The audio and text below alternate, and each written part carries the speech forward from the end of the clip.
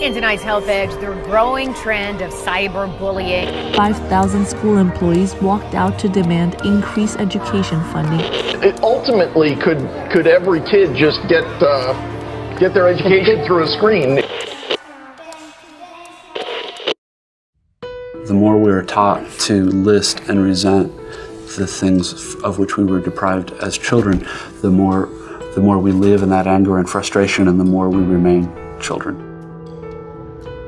This is the kind of paradox, I think, of what it is to be a halfway intelligent American right now, and probably also a Western European, is that there are things we know are right and good and would be better for us to do, but constantly it's like, yeah, but you know, it's so much funnier and nicer to go do something else, and who cares, and it's all bullshit anyway. And for me personally, I don't know that it's really ever been all that different. I think probably American education used to be a little bit better and a little bit more difficult, and children had no choice but to realize that there were certain things that were hard and involved a certain amount of drudgery that were actually very satisfying at the end of it. But for the most part, I think in the US, people who've been doing, quote, serious stuff, which is harder and stranger, have always played to a much smaller audience. There's a difference, though, I think, between being mildly bored, but then there's another kind of boredom that I think you're talking about, which is reading. Reading requires sitting alone by yourself in a quiet room, and I have friends, intelligent friends, who don't like to read because it's not just bored. There's an almost dread that comes up, I think, about having to be alone and having to be quiet. And you see that when you walk into most public spaces in America. It isn't quiet anymore. They pipe music through. And the music's easy to make fun of because it's usually really horrible music, but it seems significant that we don't want things to be quiet ever anymore. And to me, I don't know that I could defend it, but that seems to me to have something to do with when you feel like the purpose of your life is to gratify yourself and get things for yourself and go all the time. There's this other part of you that's the same part that can kind of is almost hungry for silence and quiet and thinking really hard about the same thing for maybe half an hour instead of 30 seconds, that doesn't get fed at all. And it makes itself felt in the body in a kind of dread in here. I don't know whether that makes a whole lot of sense, but I think it's true that here in the US, every year the culture gets more and more hostile. And I don't mean hostile like angry, just it becomes more and more difficult to ask people to read or to look at a piece of art for an hour, or to listen to a piece of music that's complicated and that takes work to understand, because, well, there are a lot of reasons, but particularly now in computer and internet culture, everything is so fast. And the faster things go, the more we feed that part of ourselves, but don't feed the part of ourselves that likes quiet, that can live in quiet, you know, that can live without any kind of stimulation.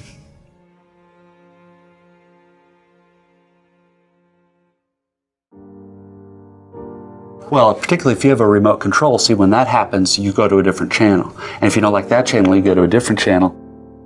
One of the reasons I can't own a TV is I've started having this thing where I become convinced there's something really good on another channel and that I'm missing it.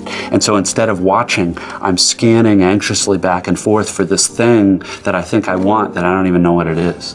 And what it is too much good stuff combined with my sick little head that thinks there's always something a little better on the next thing. And all you have to do, you don't have to get up now to change it. That was the problem. When it became easy, you just had to move your thumb and change it. That's when we were screwed. When I was young, or younger, there's a way in which we in America are comfortable, very comfortable. Some of the political and social corrections that I thought should be brought about would happen when there was some sort of cataclysm or misfortune where we weren't as comfortable anymore. The fact that we now have clear evidence that the way we live and the relationships we have with various other countries are causing some people to hate us so much that they want to kill us and may succeed in killing a great many of us frightens me, only because when I was growing up, One of the mythological periods for us growing up is the Great Depression, where the story goes, everyone pulled together. There were hard times and no one had enough, but everyone pulled together and everybody. It seems to me now that the country's reaction to feeling frightened and insecure is to buy sports utility vehicles that are large and massive and tank-like and make individual people feel safer, but also get 4 miles to the gallon in a country where gasoline is probably 1/5 as expensive as it ought to be. There's a sanity in Europe about gasoline prices and fuel consumption that there isn't here yet.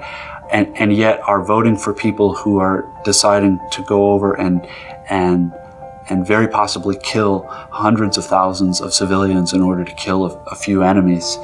None of which is important, but the fact that no one here is talking about the connection between how we live and what we drive and the things that are happening, the speed with which it's become those bad people, those bad fanatics, they're evil. What they really hate is our freedom and our way of life, which is just hard to swallow, right? Like, who hates freedom? Yeah. People hate people, not freedom.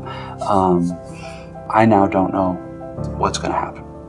And I am, as an American, as scared, not since I was a little boy and I worried about the US and the Soviet Union having an intercontinental, not since that have I been this scared. And this is totally personally, but I'm more scared of us than I am of anybody else. And that's a bleak place to be. I don't think this is an evil country. I don't think American people are evil. I think we've had it very easy materially for a long time, and we've gotten very little help in understanding things that are important besides being comfortable. And I don't think anybody knows how we will react if things get really hard here. The fact that we're strong militarily and economically is a good thing, but it's also a frightening thing. The thing about it is that in America we think of rebellion as this very sexy thing, and that it involves, action and force and looks good. And my guess is the forms of rebellion that will end up changing anything meaningfully here will be very quiet and very individual, and probably not all that interesting to look at from the outside. I'm now hoping for less interesting rather than more interesting.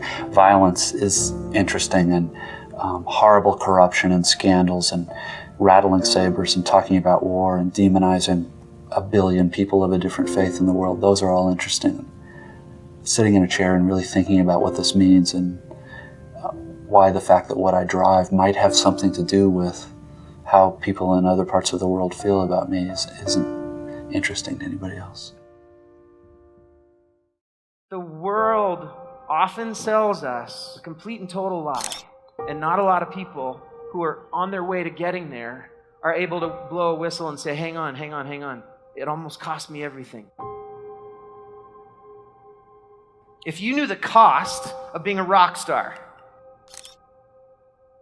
if you were standing right next to some of your heroes who have given their lives to playing Major League Baseball, if you knew the cost of a NASA astronaut, if you knew the cost of someone who's gone to medical school once, twice, 3 times, you want to know the cost of what you're going to give yourself to.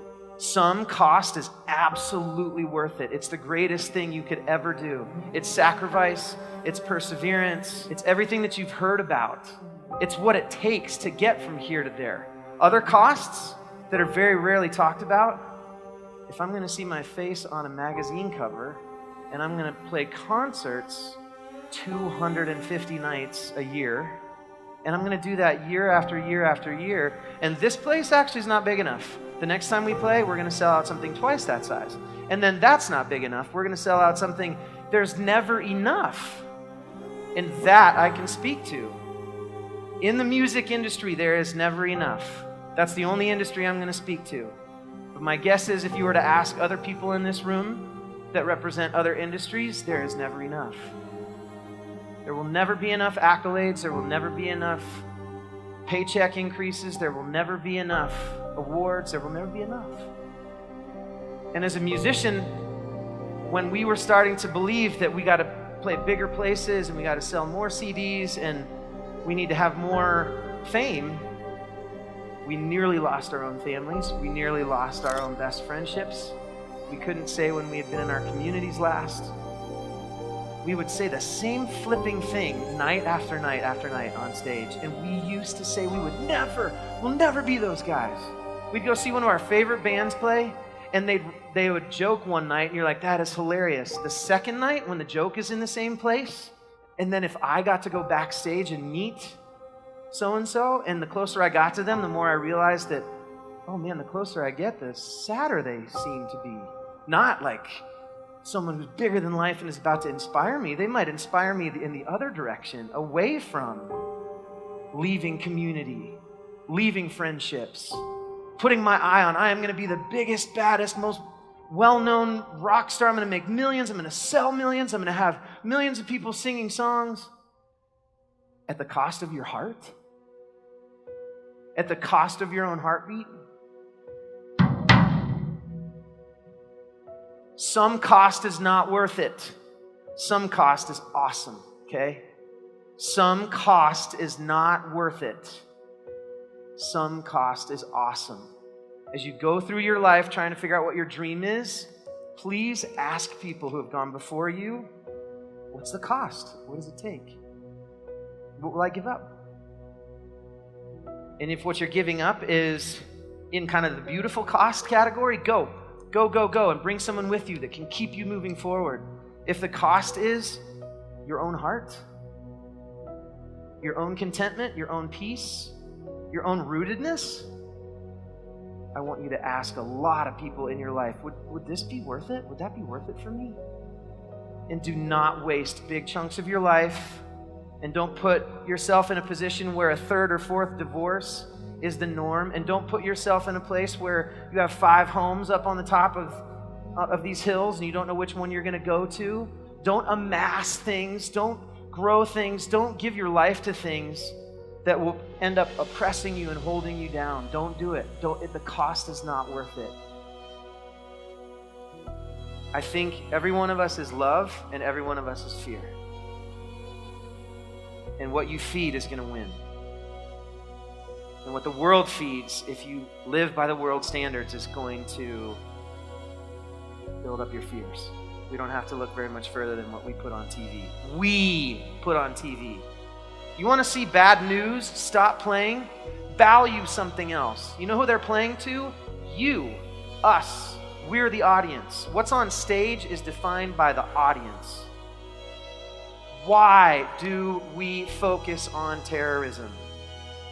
Why? Over and over and over and over and over again. Car crashes, famine. I want stories of radical love 15 times a day. I hate the word terrorism. I hate it so much. It should exist in like the tiniest font and maybe italics that makes it harder to read and lowercase. It exists. It should not be louder than this drum. That word is crushing the world because it's on our marquee. We have made it the biggest, scariest, most massive font. It's on every country's television. How about this one? Will some of you, even one of you, come up with what is the opposite word? The opposite word of terrorism that is going to overshine and crush that freaking ridiculous word. And that you're going to be a part of it. And we are going to be a part of it. And then our news is going to start shining lights on it. And I want that story more profoundly told than anything that's terrorist in this world. It should exist. The word, unfortunately, has to exist. But what is the opposite word? We are love and we are fear. And if you kick fear out of your own life as much as you can, you ask God to do the same. You ask Him to put you in family. You ask Him to put you in community. You give other people the privilege of telling you and reminding you who you are. The world changes. The things up on the marquee go away. New things replace. All right, I'm going to leave you with this. The most powerful quote in my life. Our deepest fear is not that we are inadequate. Our deepest fear is that we are powerful beyond measure. It is our light, not our darkness, that most frightens us. We ask ourselves, who am I to be brilliant, gorgeous, talented, fabulous? Actually, who are you not to be? Who are you not to be? You are a child of God, every one of you with a heartbeat. Your playing small does not serve this world. It doesn't serve this room. It doesn't serve your family. It doesn't serve the school. Your playing small serves no one. There is nothing enlightened about shrinking so that other people won't feel insecure around you. We are all meant to shine as children do. We were born to make manifest the glory of God that is within us. It's not just in some of us, it's in everyone. It's not just in some of us, it's in everyone. And as we let our own light shine, we unconsciously give other people permission to do the same. What does your heart beat for?